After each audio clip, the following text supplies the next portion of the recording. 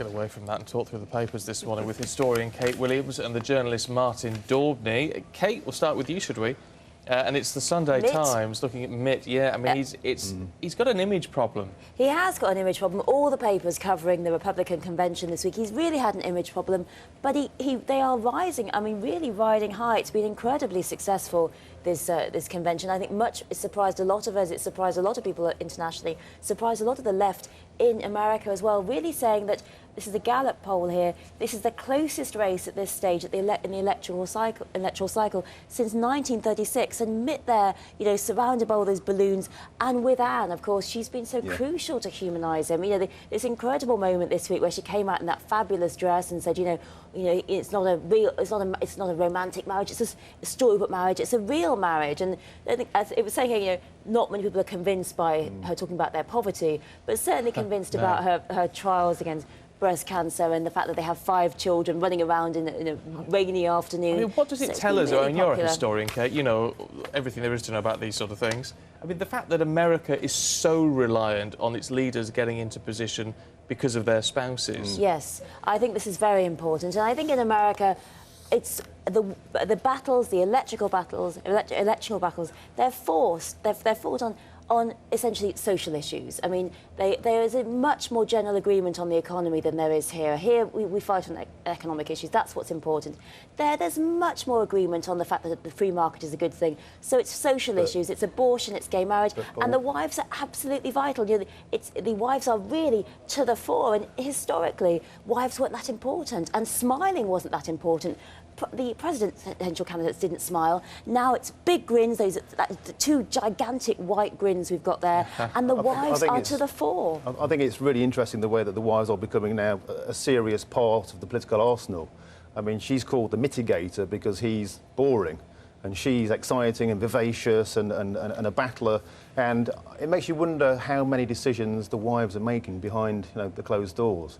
And, you know, I like it when the wives are really involved. I think it helps me to engage with politics in a way that I don't now because it's bland. Yeah, but it's all makes it superficial. Yeah, but that's American politics. Yeah, but it should be. We should all care about policies and not personalities. And I agree, and I think also, you know, these are women who show their effectiveness at speaking, but what they are is their wives. They're not politicians. They're not rising to the fore. But they can go on to become serious politicians like Hillary Clinton did, and Obama's wife could, and she well could. Well, let's hope so. But at the moment, you know, she's talking about, you know, there's always the traditional cookie bake-off, isn't there, between the first ladies? I mean, is that a way to treat these highly political women, that instead they could be politicians? Let's hope so, rather than just talking about the greatness of their husband and how marvellous their marriage is and how fantastic their children is. Yes, she's doing a brilliant job, and yes, they're attempting to win over the soccer moms, the American wives, the American moms. That's what they need to do. You have to do it these days. Because increasingly he's not so popular with the women. Let's move to the Mail on Sunday. Yeah.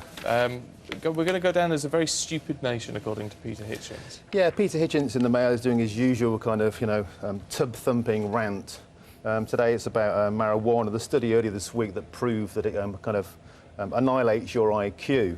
And why isn't it being taken more seriously or banned further at a time when legislation is kind of going a bit lax on marijuana? And in my previous life, I edited Loaded magazine, and I spent a lot of time with young men to kind of get an insight into their lifestyles so we could sort of sell more magazines to them. And one of the things that really struck me is how prevalent marijuana usage is amongst these sort of young lads in Britain, and it does make them a bit stupid. But does alcohol make you clever? I mean, no drug. That's the point of taking drugs. But the point People here don't is, want to think. They don't want to take. What he's saying here, is that it has a proven effect on your brain at a time when it's being kind of, you know, taken less seriously as an offence. I mean, it's kind of overlooked because there's so much paperwork for the police, and, you know, undeniably there is a link between marijuana and harder drug usage because drug dealers don't just sell one drug. So, I mean, I think he has kind of locked horns with an age-old debate. He was saying that, you know, we're quite have to ban T-bone steaks when the mad cow disease came out. But the Dutch are still pretty clever, and it's legal you there. ever been to Amsterdam on a stag do? There's nothing clever going on there, I'll tell you. No, it's a difficult argument. You know, people say you clamp down and it actually becomes more prevalent because it becomes more illicit in that sense. So it's an interesting one. Yeah. Anyway, we'll move on because we've got lots more to fit in for you in the next couple of minutes, including we've all seen Usain Bolt's famous pose? Was it inspired by Pingu? Surely not. And find out why unlicensed medicines could be harming your children. It is great. Looking through the papers then this morning with Kate and Martin. To the Observer, Kate. Yes. And it's going to be an interesting week, isn't it, politically? Yep. We've got the reshuffle, we've got Cameron saying he's going to cut through the economic dither, but also Michael Gove, if he is still Education Secretary by the middle of the week, is going to face quite a grilling. Yes, it's a very interesting article here. It's been rumbling on the GCSEs. It's been a big story, and Michael Gove has kept a pretty low profile. He's kept a very low profile. And here, you know, it's saying, the Observer is saying it's a cause for the cross-party inquiry. It's just saying it's just a fiasco. It's getting ridiculous. And there's a phrase for it now, grade deflation. And it's saying there should be a parliamentary inquiry summoning Michael Gove to give evidence. And it's really saying it's just not fair. I mean, there's been a suggestion now that the students can resit their exams, and all the academy heads are saying this is pointless. It's pointless to resit. The whole point is that these grades were changed at the last minute, and it's very unfair. It seems incredibly unfair to me. Yes, perhaps there needed to be a change of boundary, and I don't think there is, but many people think there is. But simply to do it so last minute, at the last minute to change it and change coursework already marked as a C down to a D, it was just ridiculous. But actually, and I think it's not the July exams now, though, is it? The June exams. It's the January ones that were marked wrongly, they're saying. I mean, it's such a key point of people's educational sort of, history. It's like they just get doing the GCSEs. Can they get to A levels? They're downgraded to a D. That's the tipping point. Yes, they can't take an A level. A lot of apprenticeships they can't get. I mean, English is such a universal exam. It's a complete disaster. It could affect the rest of their lives. There's an easy solution to it, which is the surprising thing, isn't it? It'd be easy just to put those grades back up and change the boundaries. The next academic year, it will be easily sorted. It's surprising that Ofqual isn't doing that. It's been very intransigent. I mean, imagine if just before the Olympics someone had said, oh, well, I'm sorry, this type of bicycle isn't allowed, or this type of somersault isn't allowed when you're doing the gymnastics. There would have been an outcry, but it's fine just to change this. And I think it shows how politicised GCSEs have become, and it's very unfair on the students because they're the ones who are suffering. If ultimately, though, it's going to raise standards, is that not a good long-term goal? Well, because some students are always going to be affected when you change these boundaries. That's going to happen. Yes, but it's the timing, isn't it? I think the timing is poor. And I mean, personally, I think the standards are already high. I think the suggestion that GCSEs are an easy exam and a Mickey Mouse exam, I think that's very wrong. I think that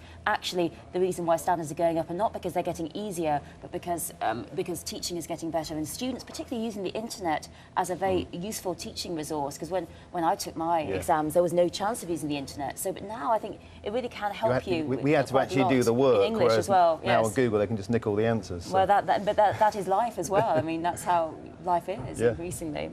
Unfortunately, guys, time is against us. We're all very chatty this morning, so we'll go to the Sunday Mirror, Kate, because we've got to talk about Ellie Simmons.